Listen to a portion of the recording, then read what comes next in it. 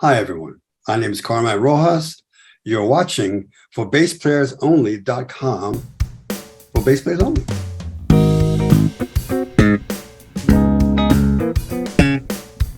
Hi, everyone. John Liebman here. You're watching ForBassPlayersOnly.com, where I've taken the frustration out of learning bass so you can build confidence, have fun, and just enjoy making music, especially or even with sore muscles, achy joints, and just getting older. ForBassPlayersOnly.com. We've got a very special interview this week.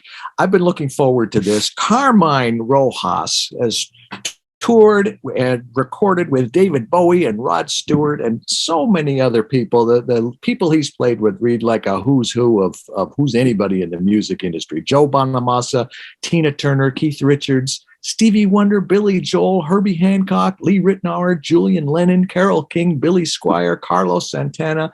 The list just goes on and on and on. Hiya, Carmine. Hello. I am very, it's just very strange when you read off a list of that because they're still idols. I'm still a fanboy, but it's just amazing to think of that was possible, which I never ever thought that would be possible. And I am so grateful and still grateful of journeying even other places that are allowed for me to come and do what I do, gracefully. But it's very weird when people read off lists like that, because when you're a kid going, that would never happen. That's not really possible. But, you stay at it. You just try to get professional as much as you can. You try to educate, re-educate, find out what your priorities are. And you don't have to be, a Jaco Pastorius or Stanley Clarke or, these amazing players that we love and adore. You could just be one simple guy who plays one note and it'd be the right note. If it's the right note. If it's the right note, and let it sustain forever. You got the reggae guys, you got the meters, you got all kinds of different kinds of music that you should allow yourself to be open to. Yeah. The versatility is very important. I met Family Man one time. I did too, a couple of times. I was like going, really him? And he's just a bad dude, big fat bottom man and sustained for life. It's like, wow. And you really get to appreciate long notes and tone, body and tone, why that kind of stuff works the way it does, and the mathematics behind it and not the mathematics behind it. Yeah. It's just the feel and power. I interviewed George Porter Jr. one time too, which was also a lot of fun. Yeah, I got to work on an album together with him, with Alan Tucson producing my second LaBelle album, Phoenix. We were doing it in New Orleans, and I got to learn physically. I got to really learn what less is more means down there, because I'm coming from a Chuck Rainey, James Jamerson school from up north, so we're a little more hyper. But when we got down there, they make sure to feed you. So the food, the gumbo and everything would slow you down a little bit. And they were absolutely right. And it did slow you down, because all you want to do is take a nap and go to sleep.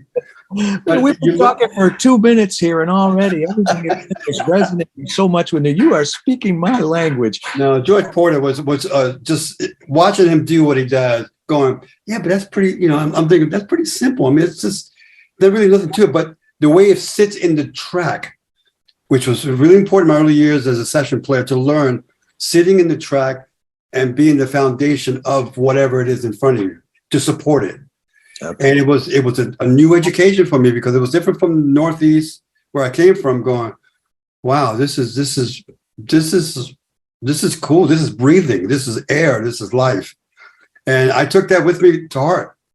I would do a lot of sessions and think of it, was this the right part? Was this, this simple line? Who cares if it's not magical or it's not classy or it's not, fancy or slick? It's the part that works for the song, and being supportive again for the person in front of you, which is important as a bass player and drummer. You got to be the support team to hold that weight for everybody else. You and I did I used to do them online. This was back in 2016. And we talked about Bowie and Bonamassa, and you were talking about Ryan McGarvey at the time. Yeah. That was a while ago already, 2016. Yeah, So a lot of that. what? Tell me about it. What's been keeping you? But there's been since then. I mean, there's always something going on. I'm always involved with somewhere. I mean, living in California, you crisscross a lot of people because you still have to be visible. Not go to clubs or whatever. Have some dinners, and I try to balance having like your high level gigs and then your normal small ones because I really appreciate the small ones. But so I can hang out longer than I could with the high because I have enough credits. That stuff. I'm glad I got that, but it's got to be a reason why I'm still here doing what I love to do and still try to pass it forward, which is important. Which I realize as you get older, you got to pass the stuff forward, and you got to teach the young ones, because I don't know how they get going these days. I mean, you got TikTok and all this kind of stuff, and it's not like we had clubs, we had people, we had public relation people helping, we have a core of folks being supportive or not, in our growth. So it's important for you and I, like always, to pay it forward. You remind me of a quote I saw several years ago. It says, "When I was your age, we didn't have MTV. We had to take drugs and go to concerts." Exactly. And the album, the LPs, pick up the needle and play it back and wear that LP out, Yeah. We had, I mean, now you got YouTube, you got lots of stuff, and it's there educational wise. Take advantage of it because there's a lot of information there. Even stuff I go back into going, oh, really? That's how you played that? It's still, I'm going, wow, really, was that easy? But no, it's just, we have to always, be grateful again, and we have to pay it forward. All our education, all our knowledge and whatever, if they want to listen to it or not. But you still have to be able to at least try to be grateful and push it forward. You said something in the last interview that I really liked, and we were talking about Latin music and your Puerto Rican heritage, and you said you were part of this group in New York that injected this Puerto Rican influence into pop and R&B, and you were talking about Eddie Gomez, and I mean that's like in your DNA, right? Yeah, it's we were very fortunate to be raised up in the 60s and early 70s. And it was around you. You just had to go search for it because it's not going to come to you. You have to go out to these clubs, whether it's a jazz club or a Latin dance place or the Hotel St. George in Brooklyn, or go see Fonta All Stars. Go to the Village, which we were able to do in New York. Greenwich Village, Village Gate, all that stuff. Cafe Wa. Yeah. And you were turned on as you walk down the street. You hear all kinds of stuff at the same time. Overlapping. Like a beautiful jazz piece, overlapping each other, going, wow, that's an interesting chord.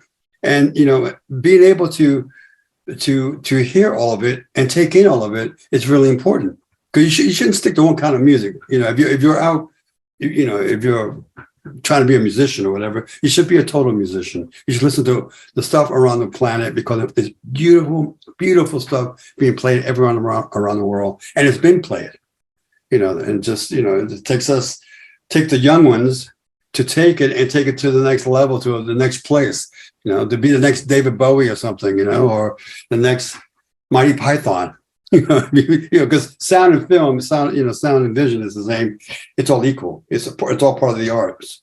Yeah. And now with YouTube, as you mentioned before, there's no excuse now if you want to. Yeah, no excuse. And you should not be lazy because it's phenomenal, the stuff that's on there, and the stuff I run into going, wow, where was this from? It just, things pop up, which I love random stuff the way it comes up. It's just, again, you have to be open enough to hear it, to listen to it, and to go, whoa, what's that?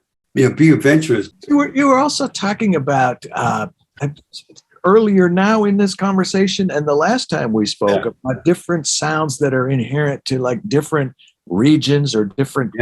You mentioned the British bass players. Who'd you mention? Jack Bruce, Chris Squire, John Paul Jones, and how they interpret Andy Fraser, Paul McCartney. Yeah, Chris Squire. That's right. Well, Yeah. Phil, You know, Phil Chen wasn't British, but he might as well have been because he well, was. yeah, kind of. You know, he got taken in from West Indies, He said, Chinese, and Jamaican. I went for 6 months and ended up staying for 18 years or something like that. Yeah. But then again, you mentioned Jamerson earlier, and you mentioned Yeah. Chuck Rainey and how they took that and ran with it. And it's just so fascinating to me how the bass can have such a profound, incredible influence on the overall sound and The evolution of it. You know, again, for the young folks, take that information and try to open another door, because there's so many doors you can go through. And for young players, you know, you got to go back to the past. I mean, we go back. I know you do. You go back to some of the old stuff to just again kind of get replenish your head again, or get the well back up again. You know, replenish your well of music and soul and stuff that's close to your heart. And then you're back in it again, and you're back out to play again. You know, you got to always replenish. But these young kids have the ability. It's all there around them. They need to take much more advantage of it. And I know there's some out there. I've seen a few that are really capable of opening those special doors for other kids. You know, and it's just this kind of stuff you can't be selfish with. You have to really share it. You know, the kids have to understand that. there's some good and there's some stuff that makes me a little nervous about that too. Like It's a lot. what you see is everybody thinks they have to be like an acrobat or a contortionist, play a bazillion 16th notes a minute. It's look what this guy can do. Look what this guy can do. But but can you play a shuffle? Can you play a blues? Can you play a rock?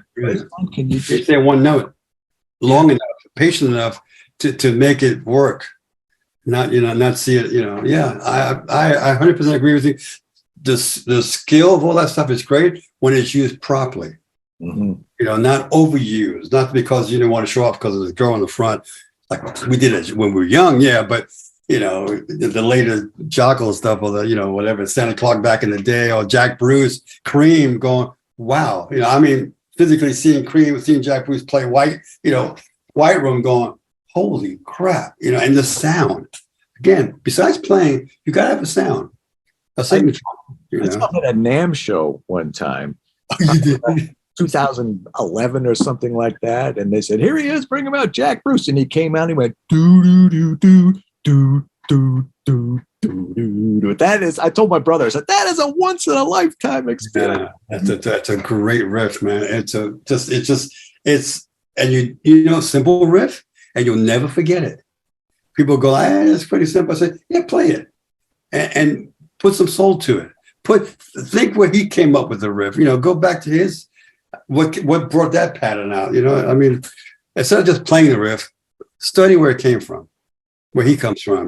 Which is really important culturally for a lot of musicians and artists or whatever. To just go back and some people's past. It's really important. Our history, like you and I. I like what you said earlier also about going from the north to the south, and then just seeing they do. Look what they do down here. I interviewed Roscoe Beck a while ago. He was talking. Fantastic. I love him. I love Roscoe. And then you talk about New York and then the LA. Well, we'll go back to, I don't know, Haight-Ashbury or the Hope here, Santana and Jefferson Airplane and Grateful Dead and all that. Jack Cassidy. Cassidy, yeah. I got a Jack Cassidy bass, and I've been loving it again. I'm trying to remember what was an Epiphone? No, what was it? He had an Epiphone bass with it looks like a hollow body. It's like having it in the other room, but yeah. Yeah, I have my own one. I had for a lot of years, and I never used it until this June. I had to do one of those. What do you call it? One of those Guitar Legends things, which had the four tops, Elliot Easton, a combination of different bands, and I used that the whole night with a Sans amp. Good amp. My gear with great Sans amp, so it made the Epiphone sound fat, and I played it the whole night through. Everything through four tops, through everything that was there for 3 hours, just one bass, and I haven't done that in a long time. You talk about the Tech 21 Sans amp? Yeah, it's fantastic. It's a great lifesaver when you can't trust gear because you're flying in to do like a corporate gig or something. And you can never really trust the gear, so you make sure you're direct and your amp sound is right to give to the sound guy and for a recording too.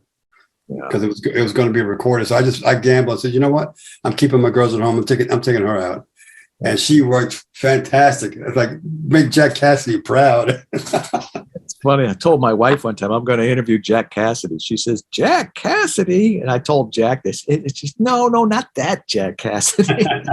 Yeah, that's right. The part trick. Yeah, right. That's right. But getting back to what we were talking about, Yeah.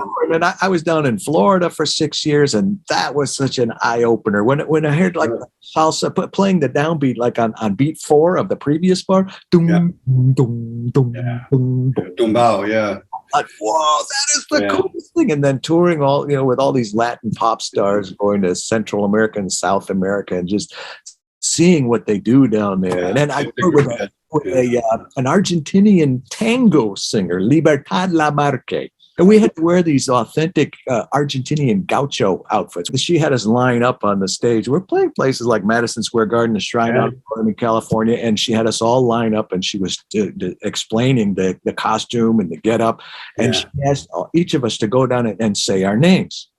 So it's Reynaldo Sanchez, Raul Diaz, Coco Fernandez, and I got to me and I went, John Liebman.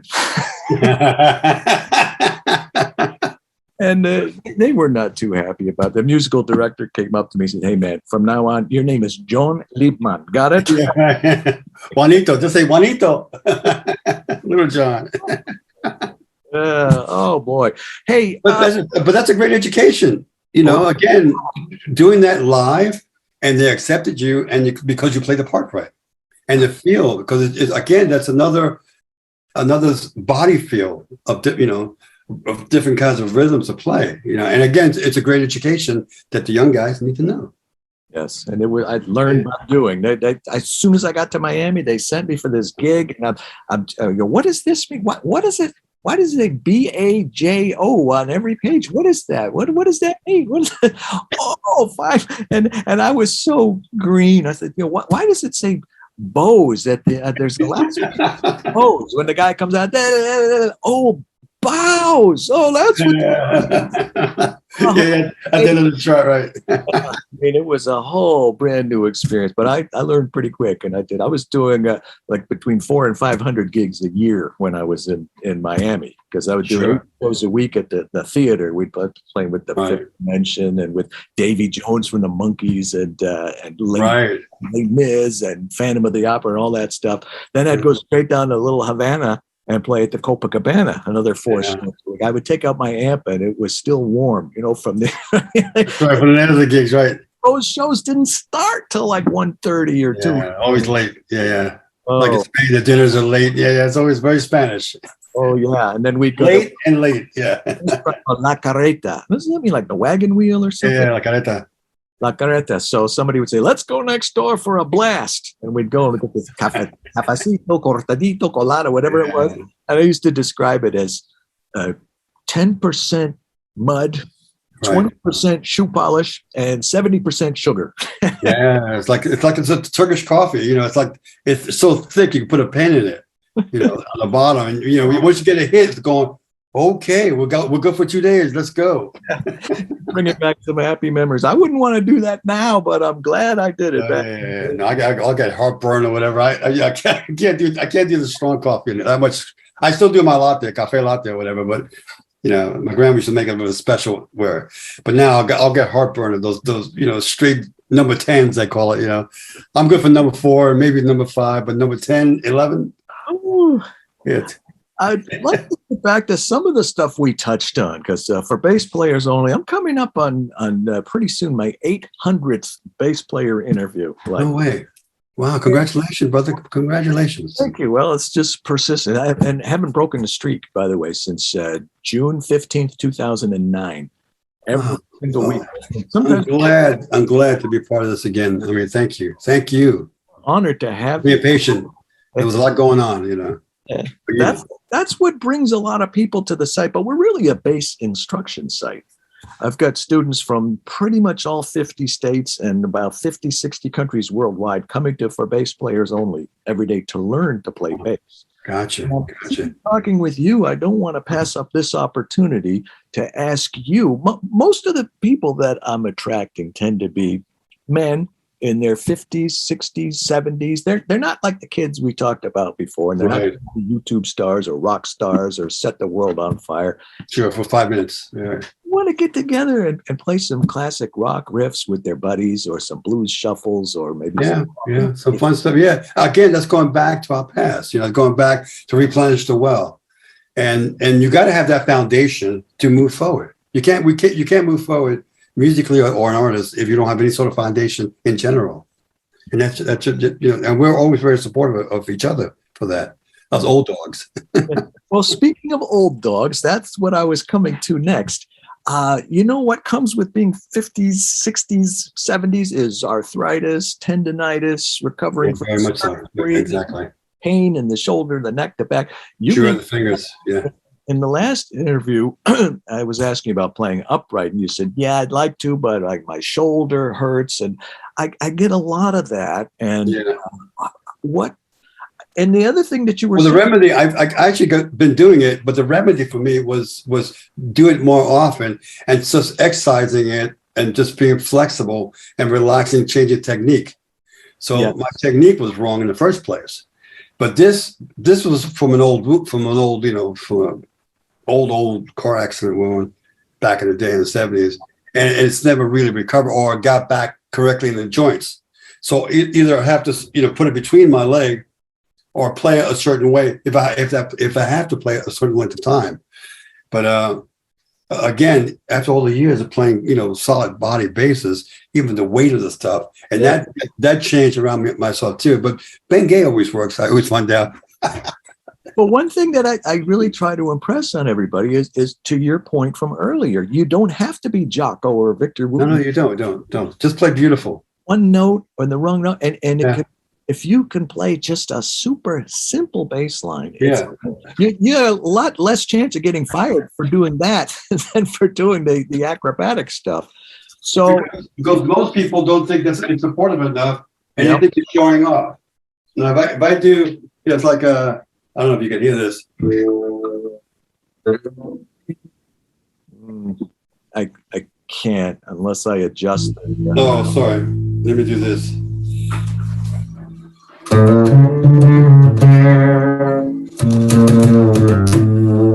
It's just real open notes, Just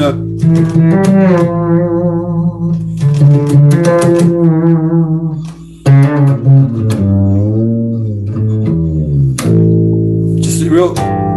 It's just stuff that, which is again, you can do all the fast stuff, all the clever stuff, or in time with the rest of the band.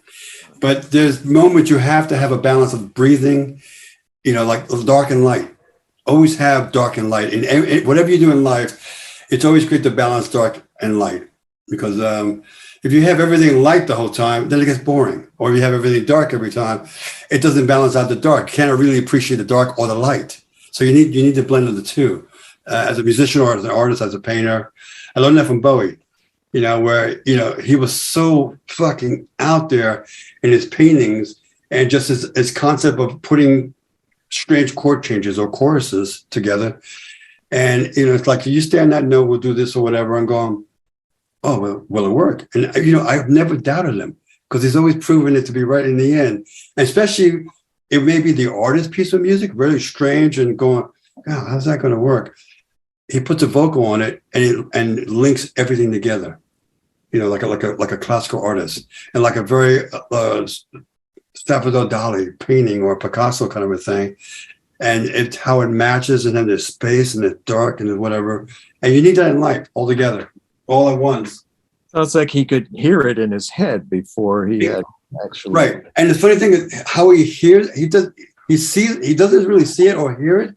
He just knows that if I go down that path, I'm going to run into something, or if I have the right guys around me, I'm going to run into something. So he always has the right guys around him. And you could be, like a one note playing kind of a guy, but he'll make that one note do something in the mix. He'll have, great players and non-great players, because he was really appreciative of piecing paintings and blocking them together. He was so good at that shit. He was like a great casting director, And I will always be grateful to be able to have been a part of his life and part of his artistic endeavors. which was a lot of stuff, not just the Let's Dance and all that stuff. The stuff we did live with them was deep, because it was stuff that, I never would think I would ever get to play with them, like Sons of the Silent Age or something, or Time, just classic songs that were never really played live, and then got a chance to do them with him. And it's really, and that was really beautiful, because it was like, again, I have a prog mentality. I think in my past life I was in a classical band or something, because I love Yes, and I love, early Genesis and, all the UK bands at that point in time, or prog Italian bands or Spanish bands.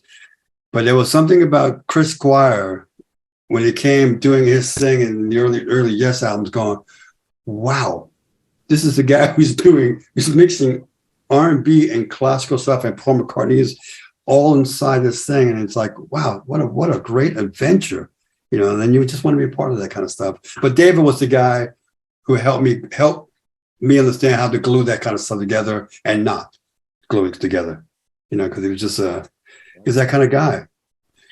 Tell me about your gear, basses, strings, and effects. Well, I gotta get a list out. What's my latest stuff here? I talk to a lot of bass players, and they may say, "Oh, I have 200 basses." I said, "Okay," but I bet when you go to pick up the bass, you still gravitate to the same 2 or 3. Yeah, there's four I go to, because it depends on the session. My flat wounds and my round wound stuff. Depends on the session. The Music Man, the BMG, which is great, called the Big Sister out of Tel Aviv. The BMG makes these guitars, and they started making basses out of Tel Aviv. And they sent me one, and it was like, wow! And I've been playing it for the last 3 years. Going, well, okay, and it looks great. And my first concern was when I opened the case, going, it's fucking way too pretty. It must sound like crap, but it worked. I still go for my Music Man. Which is my what do you call it? My old smoothie, as they call it. Okay. A wider. It's better for all the way around. I still have my Ike. Yeah, my Ike with the T1000 head and my 212 cabinets. Oh, Ike, EICH. Yeah, which is great. I know. And it's easy. It's light. What's his name? Ike. I forgot his first name. And then his the guy that works with him, Peter Paul. Yeah, exactly. My buddy out of Germany. Yeah, I love him. Yeah, we get together a lot when I go over and have dinner with his family and stuff like that, and hang out. Yeah, they've been really great, and it's just stuff that's been. I have a setup in Europe, which I leave in Amsterdam. So when I go to Europe, I can grab my own setup, and they're just they're resourceful and reliable, and it's light, and the crews love it because it's not heavy. Thomas, that's his name. Yeah, Thomas. Oh, Thomas, the main guy, the owner. Yes, Thomas Ike. But I still use that when I can to go to do live dates or whatever. These corporate gigs I've been flying into, so I take my Sans amp with me. So because I don't trust gear from other places unless it's my own shit. Are you a Tech 21 artist? Yeah. Okay. Yeah, it's fantastic. I've never heard a negative word about any of their stuff. No, and it's I think it's well, I don't have it here, but it's in the cases. There was a new one they just released a few years ago. It just has they're just as better with the mid ranges or whatever. It's much more range. About 4 or 5 years ago, brand new one they just released, and it's just pedal, Doug Pinnick, and the Geddy Lee. Pedal. Yeah. All this stuff is great if you're playing that kind of style. If you want to get that kind of monster sound, which is great. But the tech does everything. The Geddy Lee, God bless him. Yeah. Again, another musical person, and Doug Pinnick, who does the right shit at the right time and sings on top of it. And he does it lefty. Yeah. I'm a big King Jax fan. You mentioned round wounds, flat wounds. What kind of strings? Oh yeah, the Ernie balls. Well, yeah, 45 to 100s or 50 to 105s for flat wounds, and I have for 5 strings. 50, that's pretty heavy. Yeah, 50 to 105s, the normal 4-string, and I guess from 45 to 110 for the 5-string. Okay. I think that's what it is. You must have a P bass or a J bass. What I have is my original jazz bass, which is a 74 model, and I have an original 68 Telly. Okay. Ooh. And I took the Telly body, I took the jazz neck, put it on the Telly body, which I'll send you a picture of it, and I had I have the original. Well, I had to take the Tele pickup wasn't strong enough, but I had the DiMarzio pickup, which I use in a Fender pickup, and that's the bass I use on Let's Dance on the whole album. It was a Tele neck, a jazz body, with a DiMarzio jazz pickup, and a normal jazz pickup on it, and 68 Tele neck, 74 body, and I played the Let's Dance with a pick, the whole album. Ricochet, Let's Dance, Modern Love, whatever it was that was called for, just for gives it a different character. But, what about the future for you, Carmine? What else would you like to do that you haven't already accomplished? Or I still love to play. I would still love one day to, be Tony Levitt, being, like Cher King Crimson and Peter Gabriel, those kind of artists, those kind of people like that. I mean, I've worked with a lot of people. I mean, my recent stuff now, I'm being called a lot to do corporate gigs with Billy Gibbons. Oh yeah, you sent me an email like an hour. Yeah, I just got that, and I'm going I think you would like that. And he calls up in the rarest time, no rehearsals. He said, "Here's a bunch of songs. Here's what key they're in. I see you at the gig." And they handle all the stuff, and I've been doing for the last few years a lot of weird, different corporate gigs or birthday parties for him. And I'll show up with with Tal Bergman on drums, or Matt Sorum, or Kenny Aronoff, the drummer, and it's just we get to do these special gigs for special people. That's what's been happening recently. And my the guitar legend thing, which is America Salutes You, which I always get hired to do this once a year, and we film everything. And that's a lot of cast of thousands to be in the house band, which is great because I get to play a lot of different kinds of music, which again, to me, it's important as a musician to be able to float and bounce back and forth, and that's been kind of cool. That's been, and then I can do my little stuff, in between, my little local stuff, which is fun. I'm waiting for the next adventure, to be honest with you. I get called from Bonham House every now and then. We do like something private, which is great fun because I love standing near his amps, and watching him go and, just go for shit. He's such a great player. Yes. I'm still visible. I'm still available. I'm still here. I still try to practice a little bit. It's not the same without doing with a real drummer. But yeah, musically, I'm still learning and taking stuff in, sponging things, and it just never stops for me. For some people, I'm still inspired. I'm still a fanboy, for a lot of things, and always searching for new music and new ideas and new methods or new approach patterns to do, just to get me down that rabbit hole, if I see an opening. What would you be, if you can imagine, if you weren't a bass player? Something outside of music. It actually would be, I love Islamic architecture very much. The mosque, the look of it. I love the architecture of it. I love the 14th, 12th century of Spain when it was called Andalusia, which I really love very much. I love the history behind it of North Africa because I was doing a DNA and I found out maybe that's why I love it so much because my DNA is I'm 50% European, and the rest is North African or Sicily. For me, if I would definitely be digging for bones and looking for old castles and going to, hanging out in Granada or Cordoba, places like that, Seville, because I love the south of Spain. I love the idea of all that mixture of cultures and stuff, which is, to me, I thought it was pretty exceptional back in the 8th century, 8, 9, 10, 11, 12th century, before 1492. I love that kind of history. Fascinating. I talk to a lot of bass players. I never know what's going to come up. And yeah. Obviously, got a lot of energy. As Phil Chin said to me one time, I still have a lot of notes left in me. And he did, the little bastard. He did. God bless him. Well, I see him a lot. I really love catching up with you like this. We've never actually met in person. We kind of know online. But thank you, brother. Thank you so much. Thank you so much. Keep doing what you're doing, and you are an inspiration to all of us. Yeah, I'm getting I get inspired from a lot of things around me, which is great. We need to still be much more creative. We're living in hazardous times at the moment. It could be taken away from us, which I hope it doesn't happen that way. Well, let's leave it on an upbeat note here. That's right. Moving forward. All right, Carmine Rojas. Thank you Rojas. Thank you. Rojas. You say Roll that R.